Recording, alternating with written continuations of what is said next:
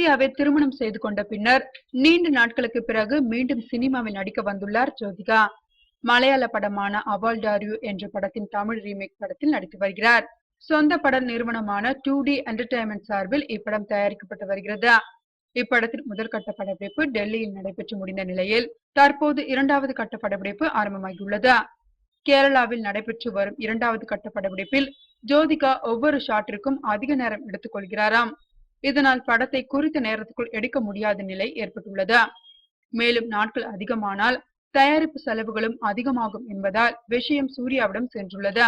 இதனால் சூர்யா ஜோதிகாவை கூப்பிட்டு எச்சரிக்கை செய்துள்ளாராம்.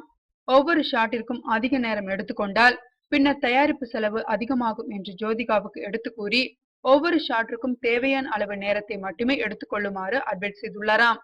ஆனாலும் ஜோதிகாவால் பழைய வேகத்தில் நடிக்க முடியவில்லையாம். இதனால் என்ன செய்வது என்று தெரியாமல் கதறுகிறாராம் சூர்யா.